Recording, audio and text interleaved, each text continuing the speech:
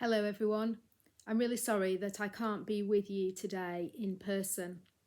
Unfortunately, as some of you will know, one of the children has been asked to self-isolate. In the week where we thought we might be opening up, it turns out that our own path is one of locking down again.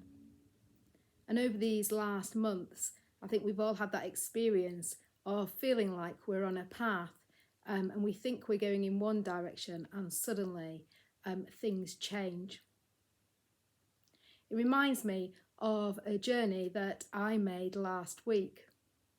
I went down to my mum's house to meet my sister, who'd come up to stay for a few days, and we went off to look at a local landmark. And as we were driving there, the scenery began to feel familiar. And I realised that we were actually driving through the area where we lived as children.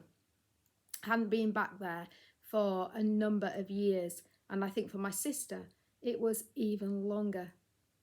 And as we drove along, we were looking around and noticing the things that were familiar, and yet the many things that had changed. So it was a bit like that path where we thought we knew where we were going, but we kept coming across odd twists and turns. In our readings this week, we come across people who are a bit like that, who are on a path that has suddenly and unexpectedly changed, and they are trying to deal with it. Those of you who have been reading along in Job, using the readings from morning prayer, will know the story of Job. This man who has been successful and yet who becomes poor and loses everything as a result of a conversation between God and Satan. And the book of Job then goes on to talk about the way that Job and his friends talk about what has happened, and his friends all say, well, it's your own fault, you must have done something wrong. Job continues to say, no, that's not the case. And just before the bit of the reading that we have today, Job has set up a massive dialogue with God, and in it he is saying, God, what are you doing? What's happening to me? I don't deserve any of this.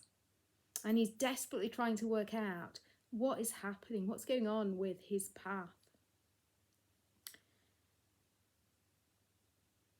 Interestingly, when we come to our passage today, which is the beginning of God's answer, we find that God doesn't directly answer Job's questions. In fact, what he does is to talk about himself, and it begins by saying, the Lord answered Job out of the whirlwind. God comes in this whirlwind and speaks to Job. And what he does is to talk about himself and talk about the way that he is the creator of all things. And we might be left wondering what's going on there. God is not answering the question. But it seems to me that the way that God responds stresses the limits of Job's knowledge and the wisdom, resourcefulness and creative power of God. It's not a direct answer to Job's questions, but what God does do is to put Job's questions into some kind of context. You see, Job fears. He fears that God doesn't care. And we pick up a similar kind of fear in our gospel passage. In the gospel passage, the disciples are in a boat with Jesus, and a huge storm comes up, but Jesus is asleep. Teacher, do you not care that we are perishing? The disciples say. They are very afraid. And yet, the answer in the gospel passage is very similar to that in Job. Jesus does not answer the question, do you care? He shows that he is part of that same creative force of God by saying, peace be still. He doesn't answer the question of why they're afraid, but what he says is, look, do you not understand that God is ruler and sovereign? In both our passages, God is not just the creator who sets the world going and leaves them to it, but a God who is constantly recreating. And God's creation is seen as both beautiful, but powerful and dangerous. There's something about bringing order out of chaos. And in our gospel reading, Jesus' power over creation helps his disciples to begin to recognise that he is divine and not simply human. Where does this leave us? Well, if you remember, I began by talking about a journey through the area that I lived in childhood, and that there were landmarks, and I could see that it was that area, but things had changed and it was not necessarily recognisable. On our life journey, we experience similar things.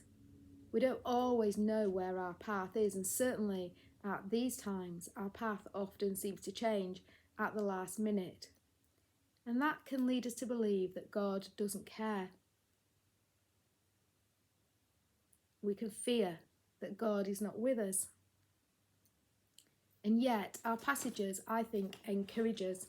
They encourage us to see that there is a bigger picture, that God, the Creator, will always recreate, that God created a creation, us, that he loved, that God, in the bigger picture, is the one who enfolds his arms around us. It doesn't mean that things are always easy. Both these passages were written at times of great turbulence, at times when people had to keep reassessing their picture of God. And so it is for us today. As we look at the situation around us, we need to see God in what is happening. Not that it's always easy, not that there are always simple answers, but I believe we need to hold on to that sense of a creator God, a God whose final plan in the end of things is to see us as part of a renewed creation.